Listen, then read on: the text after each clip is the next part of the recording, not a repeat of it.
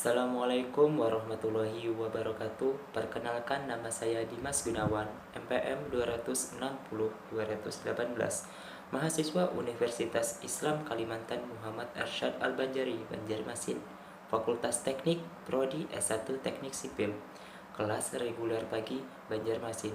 Di video kali ini saya ingin mempresentasikan PowerPoint saya yang berjudul Urgensi Integritas Nasional. Baik, langsung saja kita simak video berikut ini. Makna integrasi nasional. Integrasi nasional berasal dari dua kata, yaitu integrasi dan nasional. Integrasi berasal dari bahasa Inggris, integrate, yang artinya menyatu padukan, mempersatukan atau menggabungkan. Kata nasional berasal dari bahasa Inggris, nation, yang artinya bangsa. Dengan kata lain, integrasi nasional adalah hasrat dan kesadaran untuk bersatu sebagai suatu bangsa, yaitu bangsa Indonesia.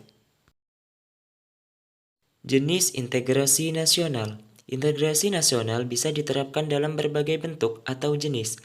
Hal ini bergantung pada situasi ataupun kondisi suatu masyarakat atau negara yang ada. Begitu pula dengan caranya yang berbeda-beda pula.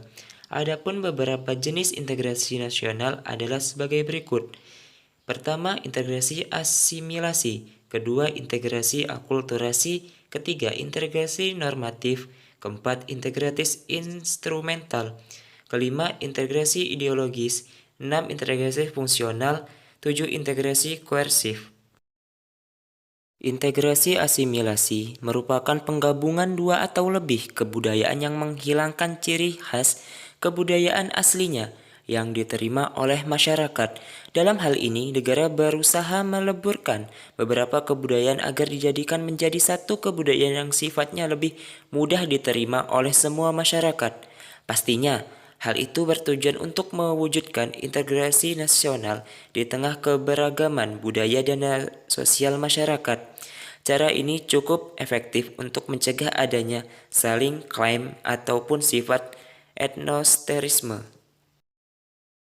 Integrasi akulturasi merupakan penggabungan dua atau lebih kebudayaan tanpa menghilangkan ciri khas kebudayaan asli di suatu lingkungan.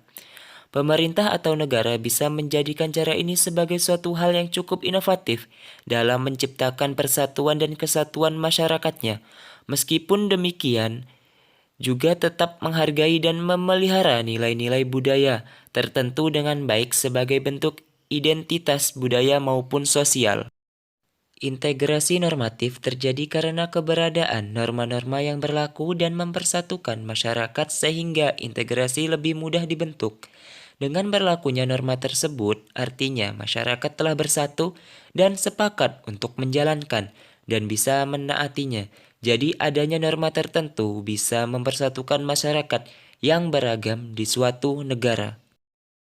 Integrasi instrumental terjadi dan tampak secara nyata sebagai akibat adanya keseragaman antar individu dalam lingkungan masyarakat. Hal itu bisa terbentuk karena adanya kesamaan atau keseragaman antar individu atau kelompok dalam lingkungan hidup. Integrasi ideologis terjadi dan tampak secara nyata karena adanya ikatan spiritual atau ideologis yang kuat tanpa adanya paksaan. Integrasi fungsional terjadi karena adanya berbagai fungsi tertentu dari semua pihak di dalam masyarakat. Mereka yang merasa mempunyai kesamaan fungsi atau peran cenderung mudah bersatu dalam menjalankan kehidupan bermasyarakat, berbangsa, dan bernegara. Integrasi koersif terjadi karena adanya pengaruh dari penguasa dan bersifat paksaan. Jadi, sifatnya tidak secara sukarela ketika bersatu dalam suatu hal. Integrasi semacam ini pastinya tidak bisa bertahan lama dan kuat karena memang sifatnya yang terpaksa. Selanjutnya yang perlu kita ketahui adalah kebalikan dari integrasi adalah disintegrasi. Jika integrasi berarti penyatuan, keterpaduan antara elemen atau unsur yang ada di dalamnya, maka disintegrasi dapat diartikan ketidakpaduan, keterpecahan di antara unsur yang ada. Jika integrasi terjadi konsensus, maka disintegrasi dapat menimbulkan konflik atau perseteruan dan pertentangan. Dalam upaya mewujudkan integrasi nasional Indonesia pastinya memiliki beberapa tantangan. Tantangan yang dihadapi datang dari dimensi horizontal dan vertikal. Dalam dimensi horizontal, tantangan yang ada berkenaan dengan pembelahan horizontal yang berakar pada perbedaan suku, agama, ras, dan geografi.